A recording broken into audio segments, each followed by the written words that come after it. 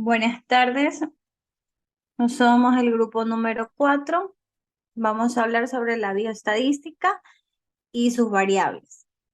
Como primer tema tenemos la estadística, bioestadística y ramas de la estadística. Dentro de la estadística tenemos que es una rama de las matemáticas que estudia la variabilidad, así como el proceso aleatorio que la genera, siguiendo las leyes de la probabilidad. Dentro de la bioestadística tenemos que es una disciplina científica que se encarga de la aplicación del análisis estadístico a diferentes cuestiones vinculadas a la biología, que también es una área o una especialización de la estadística, la cual se dedica al estudio cuantitativo de todo tipo de variables. Dentro de las ramas de la estadística tenemos la estadística descriptiva y la estadística inferencial. En la descriptiva usamos los métodos de recolección, organización y resumen de la presentación de un conjunto de datos, las cuales podemos describir las características fundamentales de los datos que obtenemos y para poder usar los indicadores. Y dentro de la estadística inferencial, tenemos que se diferencia de la estadística descriptiva principal por el uso de la inferencia y la inducción.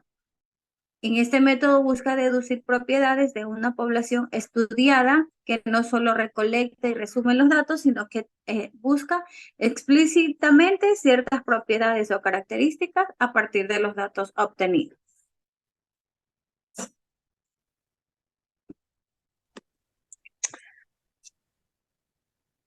Tenemos las etapas de la estadística. Dentro de las etapas de la estadística están la recolección, el recuento, la presentación, la síntesis y el análisis. La recolección, como su palabra lo dice, consiste en medir las variables que pueden realizarse por simple observación. Dentro del recuento tenemos que es un método estadístico de la información recogida a través de someterse a revisión, clasificación y cómputo numérico. Dentro de la presentación tenemos la etapa del método estadístico en la cual elaboraremos cuadros y gráficos de los que nos permiten inspeccionar rápidamente los datos. En la síntesis es una información resumida de forma de medidas que permiten expresar de manera sintética las principales propiedades numéricas de grandes series o agrupamientos de datos. Y por último tenemos el análisis, en la cual usamos fórmulas estadísticas apropiadas y también nos apoyamos de las tablas específicamente diseñadas. Gracias.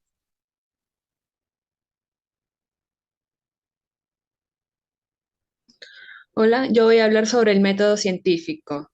El método científico es un proceso ordenado que permite generar el conocimiento científico de la realidad y verificarlo.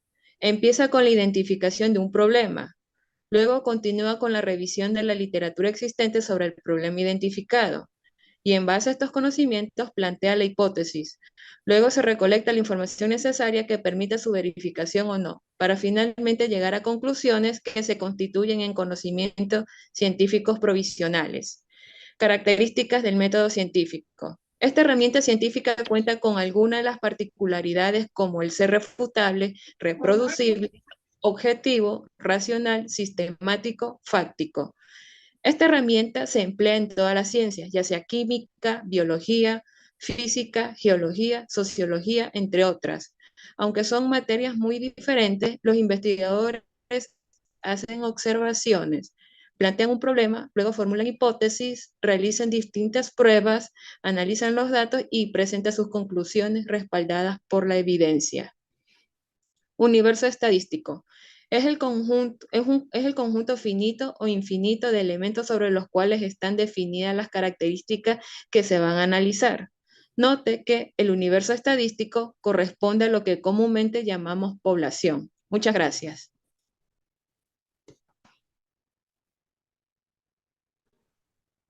Bueno, sigue lo que es la muestra de estadística.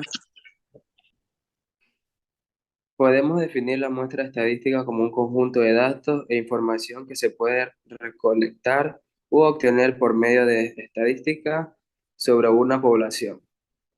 Tenemos lo que es estadística sanitaria, la estadística de la salud con firmes de resumen de la información relacionada con la salud. Tenemos también lo que son las variables cualitativas, son las que expresan por medio de normas generales en palabras. Tenemos las variables ordinal, que expresa diferentes niveles y orden. Tenemos las variables nominal, que expresa un nombre claramente diferenciado. Tenemos lo que son las variables cualitativas. Son variables cualitativas las que se expresan numéricamente.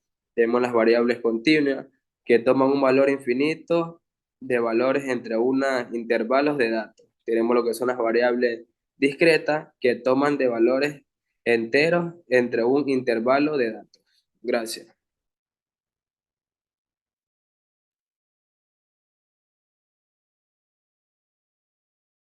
Yo les voy a hablar sobre el sistema Jamovi. Tenemos las encuestas sobre las variables, ¿ya? En este caso vamos a hacer 12 preguntas y cada una de las preguntas las vamos a escribir en donde dice variable de datos. En este caso, las variables de datos pueden ser cuantitativas o cualitativas. El tipo de medida es nominal, lo colocamos entre nominal y el tipo de datos puede ser entero, ¿ya? Donde está la palabra descripción, podemos colocar qué tipo de encuesta vamos a utilizar. En este caso es la nominal. Siguiente, por favor. Siguiente. Ya, una vez que tengamos el resultado de las encuestas con las preguntas, eh, en la parte de abajo de la variable podemos escribir dentro de las 60 encuestas que hemos realizado, de las 12 preguntas a las 60 personas, ¿usted cree que el cáncer de mama solo puede padecer la mujer? En este caso estamos utilizando el tipo de medida nominal y el tipo de datos que es entero. En este caso, aquí vamos a utilizar en donde dice niveles, la respuesta sí o no. Una vez que tengamos ingresados los datos entre nombre y descripción, el nombre es cada pregunta dentro de las encuestas y la descripción es las preguntas de las encuestas. En este caso vamos a tener las descriptivas que tenemos como siguiente, por favor, dentro del programa, ¿ya? Una vez ingresado los datos, vamos a tener las respuestas dentro de las encuestas, de las 60 encuestas que hemos realizado y vamos a utilizar dentro de las descriptivas los tipos de variables, ¿ya? Siguiente, por favor. Bueno, entre los estadísticos de tendencia central tenemos lo que es la moda, la media y la mediana. La moda es de una distribución cualitativa, es la modalidad que más veces se repite, y de una cuantitativa, el número que más se redunda. Se puede aplicar a cualquier tipo de variables. Tenemos también lo que es la media, cuando se tiene una serie de datos referidos a una magnitud medible, se puede determinar uno de los representantes que los represente a todos. Se tomará aquel que pueda descentralizar más los datos que se posee.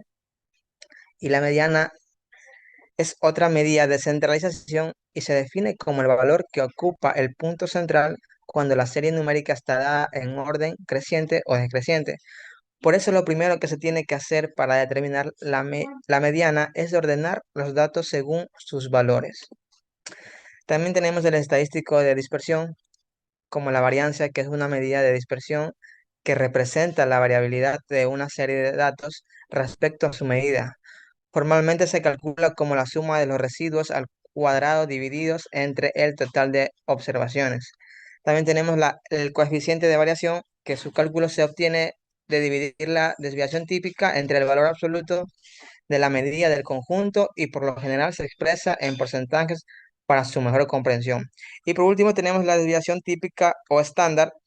Esta es otra medida que ofrece información de la dispersión respecto a la media. Su cálculo es exactamente el mismo que la varianza, pero realizando la raíz cuadrada de su resultado, la desviación típica es la raíz cuadrada de la varianza.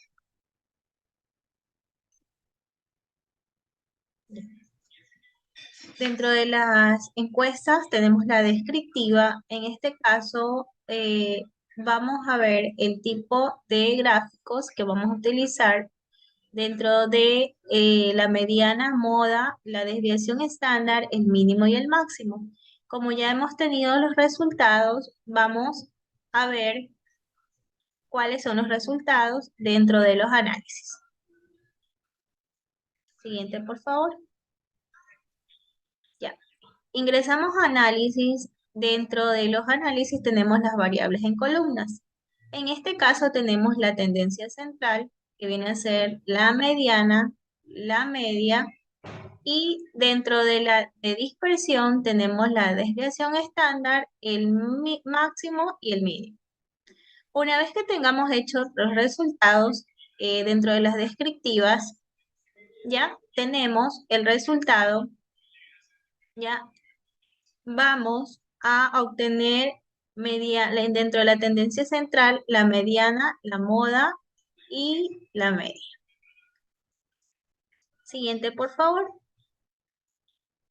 ¿Ya? Siguiente. Ya. Esa es dentro de los análisis de datos de cada cuánto tiempo cree usted que debe realizar el examen de mama. Ya. Tenemos la mediana, el 1.78, la media de 1.78, la mediana de 1.00, la moda también tenemos de 1.00 y dentro de la desviación estándar tenemos el 1.09. En el mínimo tenemos el 1, en el máximo tenemos el 4. ¿Cómo realizamos, sabemos que tenemos el tipo de la mediana? En este caso, el mínimo es de 1.00 y el máximo es de 4.00. Ya, debemos realizar la suma de 1.78 más el 1.09, que nos va a dar el resultado de 2.87 como máximo, y como mínimo tenemos el 1.78, el 1.09, que nos va a dar el resultado como mínimo, el 0.69, que viene a ser el resultado total, ¿ya? De nuestras encuestas. Esta es el resumen total de las variables. Gracias.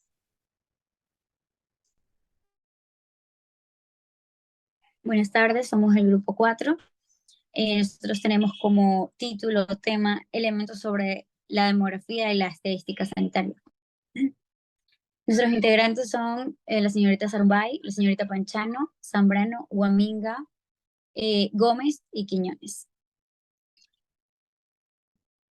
Bueno, voy a dar la conceptualización de las palabras. No, la demografía es la ciencia que estudia la población humana en continuo cambio, considerando los ámbitos cuantitativos, que es el estado, y cualitativos, que es la dinámica.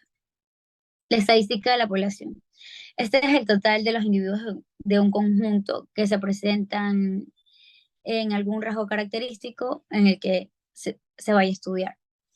Su utilización en la salud pública: es posible recopilar los datos para elaborar indicaciones relacionadas no solo con la enfermedad, sino también con la salud, con los aspectos de salud.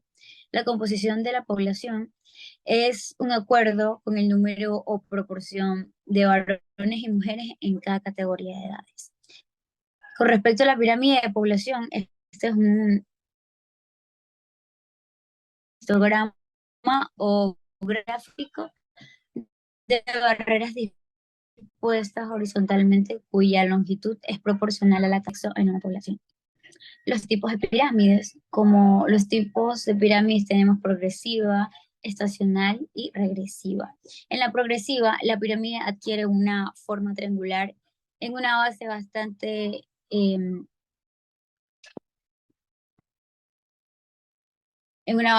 ancha y una cúspide bastante estrecha. Estacional, la pirámide se adquiere de forma triangular, con lados que miden más o menos lo mismo, o sea, los mismos ángulos. La regresiva es la pirámide de población y tiene una forma más o menos invertida. La estadística de salud son cifras que resumen la información relacionada a la salud. Breve reseña histórica de estadística de la salud en el Ecuador, con fuente principal de información de temas sanitarios a nivel nacional. En los periodos de salud, en el 1970 y 1975, se inicia la actividad de registros estadísticos de recursos y actividades de salud. En el 1976 y 79 se crea la Institución Nacional de Estadísticas y Censo. En el año 1980 y 1988 se crea la información de bloque e incremento de variedad.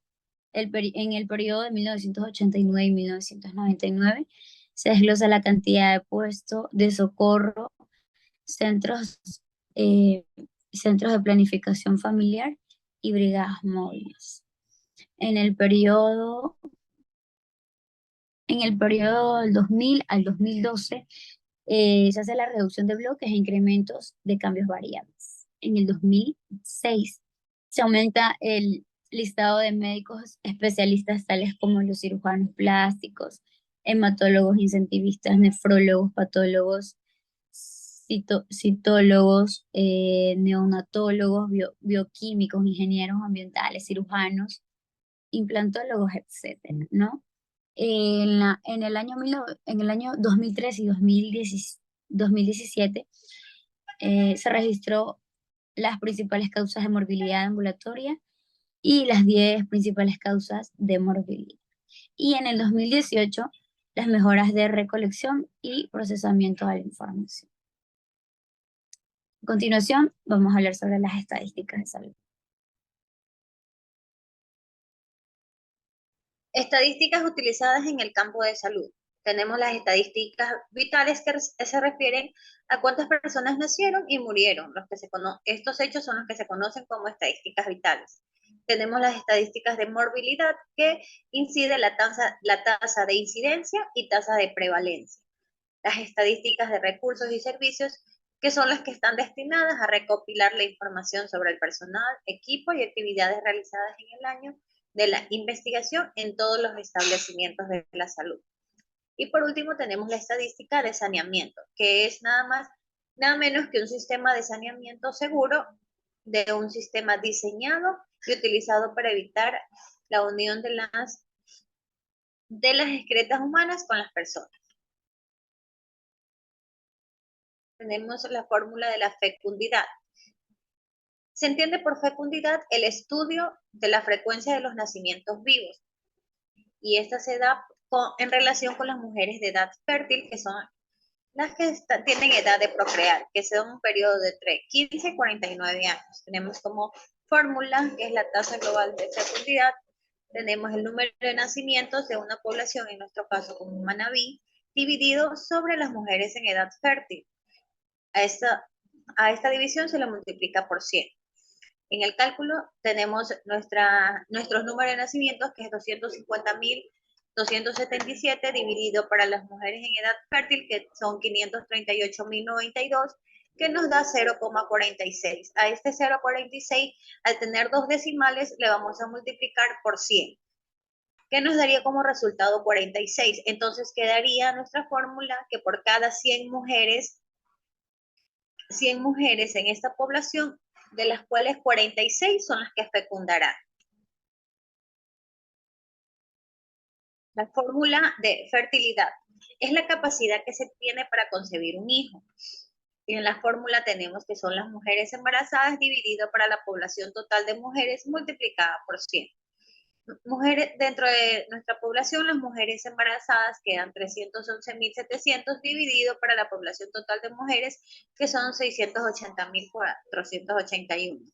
Eso nos va a dar resultado 0,45, la cual le vamos a multiplicar por 100, la cual nos dará resultado 45, entonces quedaría que por cada 100 mujeres habrán 45 mujeres que serán fértiles en esta población.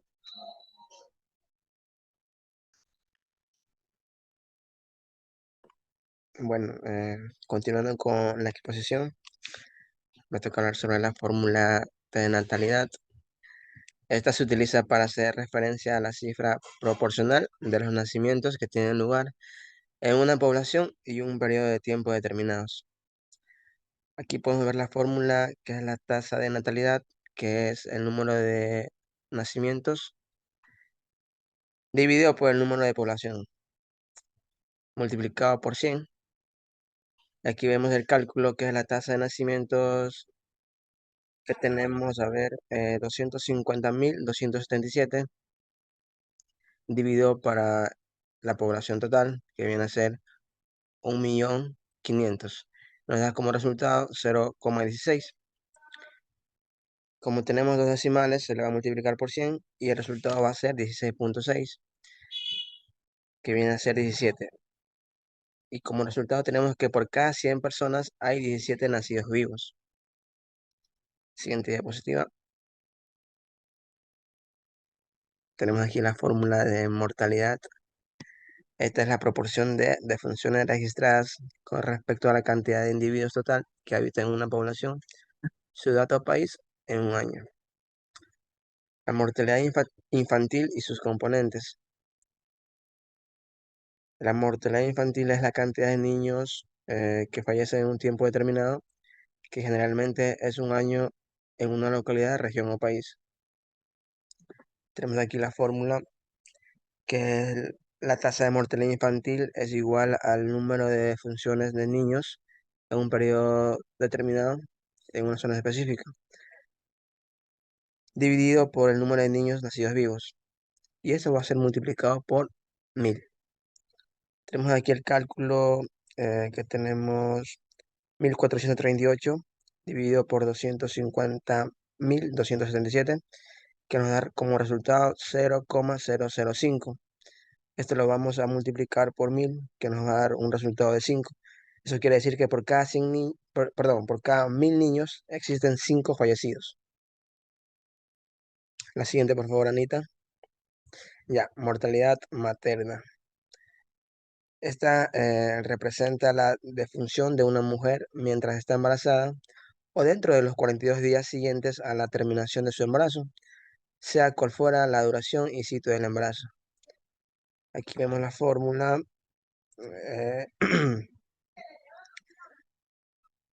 que es el de funciones maternas dividido por la población total de nacidos vivos. Aquí vemos el cálculo que de funciones maternas tenemos 25 y la población total de nacidos vivos tenemos 250.277, que nos va a dar como resultado el 0,009. Esto se lo va a multiplicar por 1000 y nos va a dar un resultado de 9. Esto quiere decir que por cada 1000 madres, 9 mueren en un año. Gracias.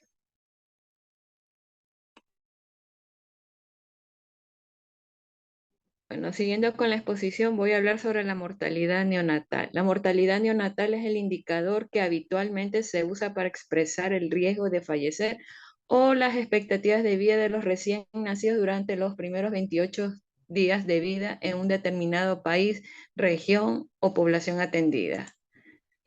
¿Y cómo se calcula, digamos, la mortalidad neonatal? Dividiendo el número de muertes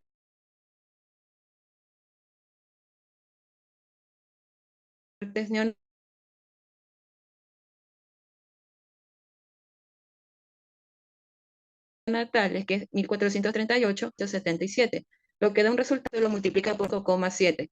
Luego ese resultado se lo redondea y da un da una cifra de 6. Mortalidad general. La mortalidad general se define como el número de defunciones que ocurren por cada 1000 habitantes en un año determinado. ¿Y cómo se calcula la mortalidad general? Dividiendo la tasa de mortalidad, la tasa de mortalidad, dividiendo el número de fallecimientos con el número total de habitantes en una población. Es decir, 5.000 dividido para 1.500.000, lo que nos da un resultado de 0.003. Y luego se lo multiplica con el número total de habitantes en una población, lo que da un resultado de 3. De cada 1.000 personas habrá 3 personas fallecidas. Incidencia. La incidencia es el número de casos nuevos que se han presentado durante un periodo determinado y lugar determinado. ¿Y cómo se calcula la incidencia? Dividiendo el número de casos de un evento en un periodo con la población a riesgo. Es decir, dividimos 1.460 sobre 1.500.000, lo que da un resultado de 0.09. Luego lo multiplicamos por 1.000, que da un resultado de 9. Lo que desencadenaría que de cada 1.000 personas sanas, 9 presentará la enfermedad, es decir, la diabetes mellitus. Muchas gracias.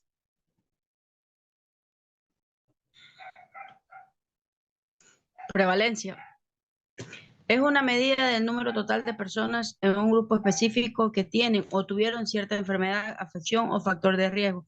Para cálculo de la prevalencia, se necesita el número de personas enfermas dividido para la población total multiplicado por 100, que en nuestra población es 3.561 personas enfermas dividido para 1.5 millones, que es la población total, que nos da como resultado 0,023. Este valor se multiplica por 10.000 y nos da un resultado de 23. Entonces podemos determinar que de cada 10.000 personas existirán 23 personas con diabetes.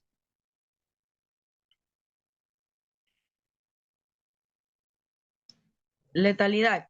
La tasa de letalidad es la proporción de personas que contraen una enfermedad y mueren a causa de esta misma enfermedad durante un tiempo determinado.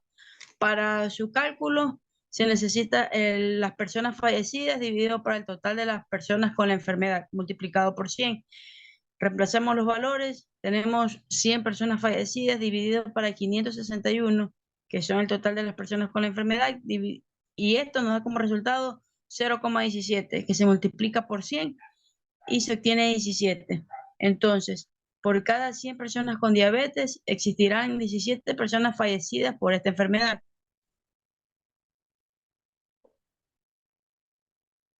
Indicadores que miden los recursos disponibles y su grado de utilización. Vamos a calcular los médicos por habitantes. Entonces, para su cálculo se necesita el número de médicos de la población y los habitantes multiplicados por 1.000. Tenemos que 4.827 son los médicos de nuestra población, dividido para 1.5 millones de habitantes, nos da como resultado 0,003, que se multiplica por 1.000, y tenemos como resultado 3. Entonces podemos determinar que por cada 1.000 habitantes hay 3 médicos. Para el cálculo de la cama por habitantes se necesita el número de camas que hay en la provincia dividido por el número de habitantes multiplicado por 1.000. Entonces se determina que 5.500 camas hay en la provincia dividido para 1.5 millones de habitantes, lo cual nos da un valor de 0,003 que se multiplica por 1.000 y obtenemos 3. Entonces, por 1.000 habitantes hay 3 camas.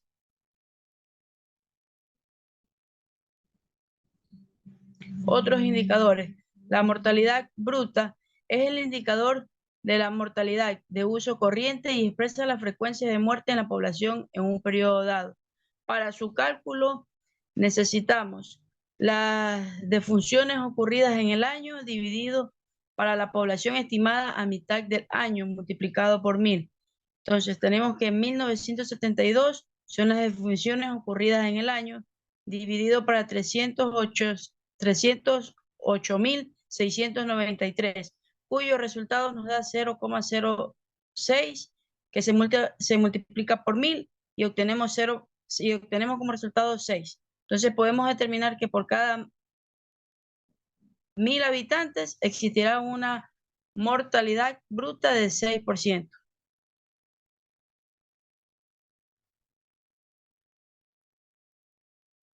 Mortalidad neta es el término que se usa para la tasa de muertes, tasa de mortalidad o el número de defunciones en cierto grupo de personas en determinado tiempo.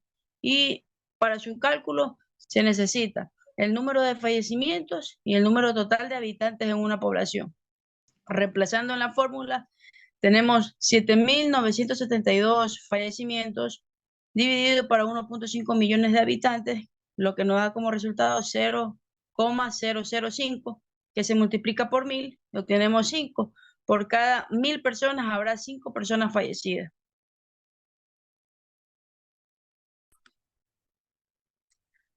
Buenas tardes, somos el grupo número 4. Está integrado por los estudiantes Azarumbay, Panchano, Zambrano, Guaminga, Gómez y Quiñones.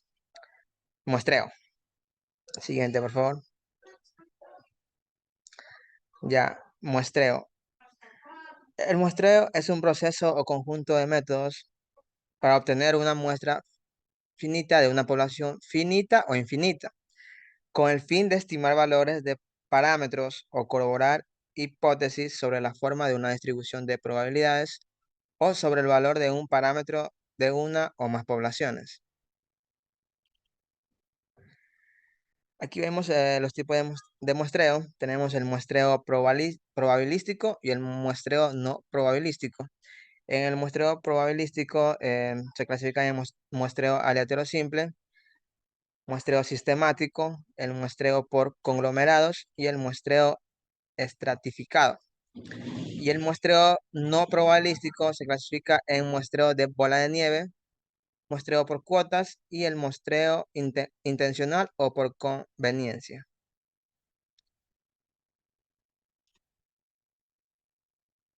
Aquí tenemos el muestreo probabilístico. El muestreo probabilístico analiza y estudia una población utilizando la selección aleatoria, simplemente porque en un grupo de individuos todos tienen la misma oportunidad de ser elegidos. A su vez, esta categoría se divide en muestreo aleatorio simple. Este tipo de muestreo elige al azar cada individuo que hará parte de la muestra y todos tienen las mismas oportunidades de ser seleccionados. Por ejemplo, si hay 400 universidades, eligen 20 aleatoriamente que cumplan ciertas características tales como edificios con árboles, banderas, entrada de vidrio y grandes ventanas. Siguiente. Buenas tardes, soy Mafer Panchano. Voy a hablar sobre el muestreo sistemático. Este muestreo selecciona de forma aleatoria al primer individuo de la población que hará parte del estudio y luego define un intervalo para completar la muestra.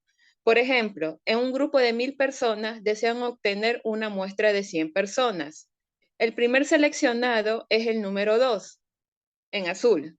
A partir de este, y mediante un intervalo de 4 personas decidido por el investigador, se seleccionarán los siguientes individuos. De esta manera, serán los números 6, 10, 14, 18, 22, hasta completar la muestra de 100 individuos. Muestreo por conglomerados.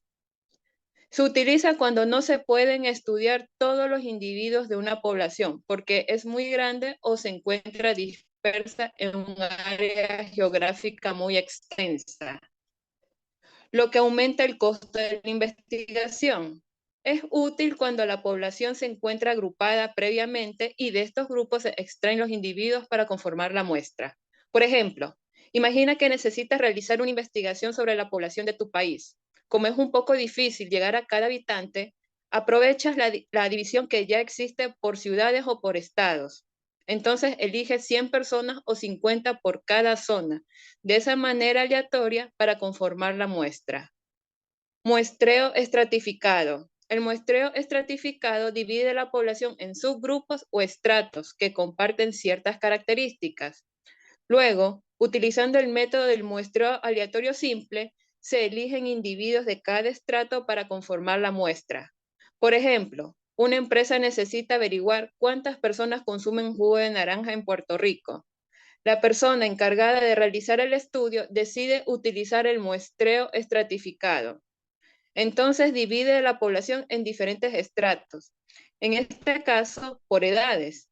De cada estrato, toma un porcentaje de personas y con ellas conforma una muestra de 100.000 personas para el estudio del jugo de naranja. Muestreo no probabilístico. El muestreo no probabilístico es una técnica que selecciona las personas que harán parte de la muestra de una manera subjetiva. Esto quiere decir, según la decisión del investigador, evitando hacerlo al azar. A diferencia en el muestreo probabilístico, donde cada individuo de la población tiene las mismas oportunidades de ser seleccionado, en el muestreo no probabilístico, no todas las personas pueden participar. El muestreo es menos estricto y depende en su mayoría de la experiencia de los investigadores. Se divide en muestreo de bola en nieve, que esta técnica ayuda a los investigadores a encontrar muestras cuando no son difíciles de localizar. Es útil si el tamaño de la muestra es pequeño y no está disponible fácilmente. Por ejemplo, si eres un investigador y estás buscando personas con cierta enfermedad, lo que haces es contactar a uno o dos individuos que presenten dicha condición médica y que ellos mismos sean quienes te recomienden a otros individuos con una historia médica parecida. Siguiente, por favor. Muestreo por cuotas.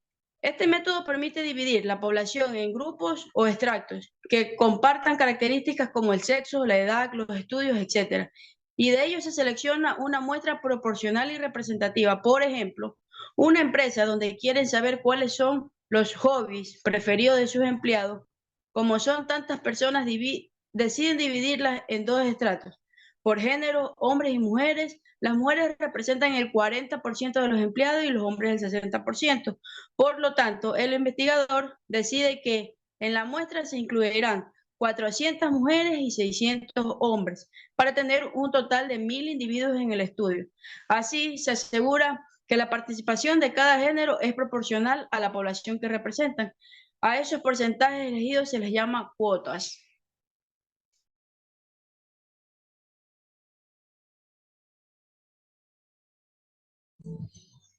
Bueno, tenemos lo que son muestreo intencional o por conveniencia. Esto nos dice que como este método de las muestras se selecciona basándose únicamente en el conocimiento y la credibilidad del investigador. En otras palabras, los investigadores eligen solo aquellas personas que ellos creen que son los adecuados para participar en un estudio de investigación, ya sea porque son fáciles de reclutar o porque los considerantes buenos representantes de la población.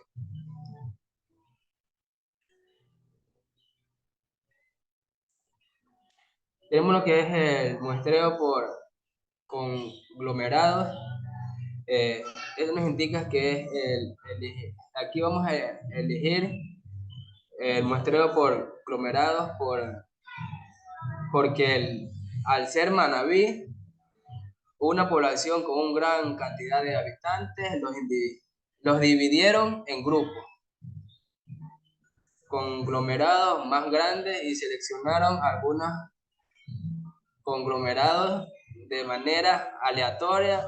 Luego tomaremos en muestra de todas las conglomerados seleccionados, es decir, elegiremos un 15% de habitantes por cada cantón de manera aleatoria. Gracias. Bueno, vamos a hacer la prueba de hipótesis para la media de una muestra contra el valor hipotético. Vamos a plantear la hipótesis. La variable continua es la edad del paciente con cáncer de mama. La hipótesis nula está representada como H0 y la hipótesis alternativa está representada como H1. En el H0 se representa M1 y M2 y la hipótesis que es 45, ¿no? Pasamos a los datos de Yamovi. Aquí en análisis, damos clic en análisis y luego vamos a pruebas T. Y vamos a seleccionar la variable dependiente, que es la edad. En este caso vamos a ver la edad. La variable dependiente seleccionamos la edad. Y en pruebas T students y la hipótesis que es 45.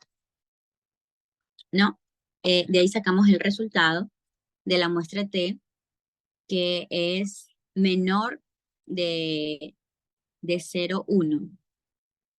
Entonces se dice que si P es menor que alfa A, se acepta H1, y si P es mayor que alfa A, se acepta H0. El resultado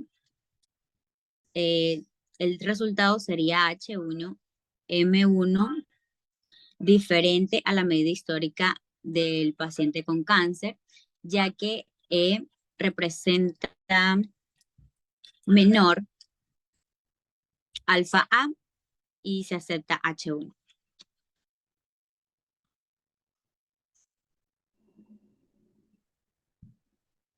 Vamos a hablar sobre las pruebas de hipótesis para la comparación de dos medias independientes. En este caso, como primer paso, tenemos que debemos plantear las hipótesis, que tenemos la hipótesis nula y la hipótesis alternativa. En la hipótesis nula tenemos que es H0, que es la media de los hombres, que es igual a la media de las mujeres. Y en la hipótesis alternativa, H1, que es la media de los hombres, es diferente a la edad media de las mujeres. Pasamos estos datos a Yamovi, en la cual pasamos la